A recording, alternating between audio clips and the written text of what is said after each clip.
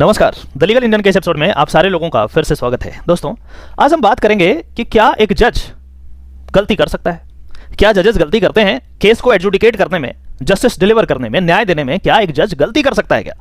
इसी मुद्दे पे आज बात होगी। इससे पहले कि मैं आपको बताऊं कि क्या एक्चुअल में होता है, अभी फिलहाल माननीय कर्नाटका हाईकोर्ट ने एक डिस्ट्रिक्ट जज साहब को दोबारा ट्रेनिंग करने के लिए भेज दिया कि जाइए दोबारा ट्रेनिंग कीजिए और उसके बाद फिर आप जज की कुर्सी पे बैठ सकते हैं। अब पूरा मामला क्या था, ये इंट्रिकेसीज में जाना जरूरी नहीं है, लेकिन आप इतना समझिए कि कुछ ऐसी बातें थी कि जज साहब ने अपने डिस्क्रिशन का इस्तेमाल सही से नहीं किया था। जहां पे जो चीज करना चाहिए था उन्होंने नहीं किया था और इसीलिए उन्हें ऐसा ऑर्डर माननीय हाईकोर्ट के द्वारा दिया गया।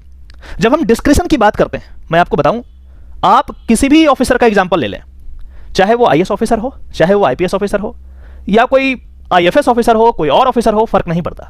जितना डिस्क्रिशन एक जज के पास और जुडिशियल ऑफिसर के पास दिया जाता है, उतना डिस्क्रिशन किसी भी ऑफिसर को नहीं दिया जाता, क्योंकि लॉ का मानना है कि लॉ को आप स्ट्रिक्ट तरीके से बाउंड करके नहीं रख सकते।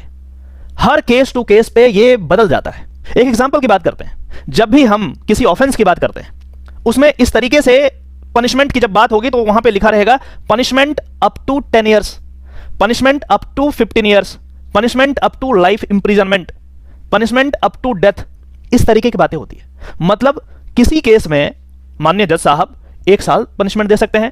सिमिलर केसेस में यदि फैक्ट्स एंड सर्कमस्टांसेस अलग हैं तो सेम ऑफेंस में 2 साल दे सकते हैं, 10 साल दे सकते हैं, 15 साल दे सकते हैं, अप टू लाइफ इंप्रिजनमेंट, और किसी व्यक्ति को लाइफ इंप्रिजनमेंट दे सकते हैं। और यदि डेथ की बात करता है, कैपिटल पनिशमेंट की बात करता है, तो वैसे ही केसेस में वो कैपिटल पनिशमेंट भी दे सकते हैं। इतना ज्यादा डिस्क्रिशन है कि आप अपने बुद्धि का इस्तेमाल करें, अपने विवेक का इस्तेमाल करें और उसके बाद आप डिसीजन दीजिए।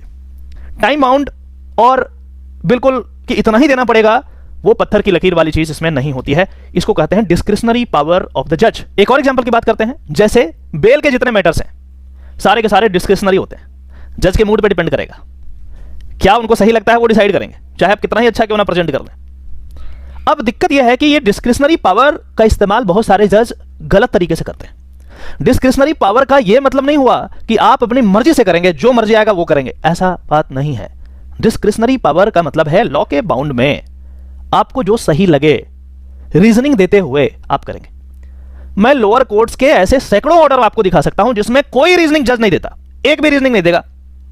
पूरा कंटेंट्स को लिखा और कहा कि this court finds this this this this and therefore bail rejected, therefore bail granted. कोई रीजनिंग वाला ऑर्डर इस तरीके से बहुत सारे कोर्ट्स जो हैं, दिल्ली की बात करते हैं, वो नहीं पास करते। रीजन जो भी हो, बहुत सारे ऐसे कोर्ट्स को भी हमने देखे हैं जो बहुत ही डिटेल्ड ऑर्डर एक एक चीज करके सारे कंसिक्वेंसेस को देख करके पास करते हैं। तो ये डिपेंड करता है जज के क्वालिटी पे। हर एक जज क्वालिटी वाला हो, एक जैसा हो, अच्छे जगह से पढ़ा हो, जरूरी नहीं है। हर एक जज को सही तरीके से ट्रेनिंग दी गई हो, जरूरी नहीं है। और शायद इसीलिए कर्नाटका हाईकोर्ट ने इस डिस्ट्रिक्ट जज साहब को दोबारा ट्रेनिंग के लिए भेज दिया। बात यह है कि जब किसी का राइट्स स्टेक पे हो तो जाहिर सी बात है जज को एक्स्ट्रा केयरफुल होना चाहिए।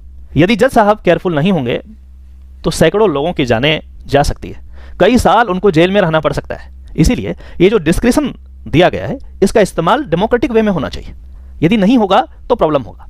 दूसरी बात, जब हम ये बात कर रहे हैं कि क्या जज गलती कर सकते हैं, तो ये बात भी नोट करने वाली है कि जब हम कोर्ट की हायरार्की देखते हैं तो वहां पे आपको दिखेगा पहले लोअर कोर्ट है, उसके बाद हाई कोर्ट है, फिर सुप्रीम कोर्ट है। लोअर कोर्ट में भी अलग अलग तरीके के कोर्ट्स होते हैं। पहले फर्स्ट क्लास मजिस्ट्रेट का कोर्ट होगा, फिर चीफ जुडिशियल मजिस्ट्रेट का कोर्ट होगा, उसके बाद जाकर के एडीजे और उसके बाद जाकर के सेशंस जज। इस तरीके की बातें होती है। मतलब यहां भी हायरार्की है और उसके बाद कॉन्स्टिट्यूशनल कोर्ट में भी हायरार्की है। मतलब बेसिस तो क्लियर है, ये बात बिल्कुल क्लियर है कि नीचे वाला यदि कोई गलती करता है, उसके डिसीजन से आप संतुष्ट नहीं हैं तो ऊपर जाइए, उससे नहीं है तो और ऊपर जाइए। इस तरीके से यदि ऐसा मानना होता कि भाई कोर्ट गलती करेगा ही नहीं, तो इतने सारे हायरार्कियल कोर्ट्स बनाने की कोई जरूरत नहीं थी। एक कोर्ट बना देते और वो हो जाता फाइनल अथॉरिटी। लेकिन ऐसी बातें नहीं है। मतलब प्रिजम्पशन भी है कि गलती हो सकता है, और यदि आप संतुष्ट नहीं हैं उस डिसीजन से तो ऊपरी अदालत में जाकर के अपील कीजिए। तो इस तरीके से ये कहना कि जज गलती ही नहीं करते, ये तार्किक नहीं है। जज भी गलती करते हैं और यही कारण है कि आप उनके ऑर्डर्स को अपील करते हैं, ऊपरी अदालत में जाते हैं। तो ये मिसकंसेप्शन लॉ स्टूडेंट ना रखे कि जज गलती नहीं करते हैं। यदि आप अच्छे तरीके से पढ़ेंगे नहीं तो जाहिर सी बात है प्रैक्टिस में जब आप जज की कुर्सी पर बैठेंगे तो गलती तो करेंगे, और गलती करेंगे तो किसका नुकसान होगा? जनता का नुकसान होगा, इस देश के लोगों का नुकसान होगा। और ये ना हो, इसीलिए आपसे रिक्वेस्ट करता हूं कि अच्छे से पढ़ें और अच्छे से प्रैक्टिकल लर्निंग को ग्रहण करें। आप जरूर इंटर्नशिप करें, चाहे जज बनना हो या वकील बनना हो, फर्क नहीं पड़ता, क्योंकि लॉ की इंट्रिकेसीज को जानने के लिए आपको मेहनत करना पड़ेगा, तभी आप एक अच्छे जज बन पाएंगे। यही कारण है कि लोअर कोर्ट के जो जज होते हैं उनको ज्यादा प्रमोशन नहीं दिया जाता, उनको हाई कोर्ट में कम चांसेस होते हैं जाने के।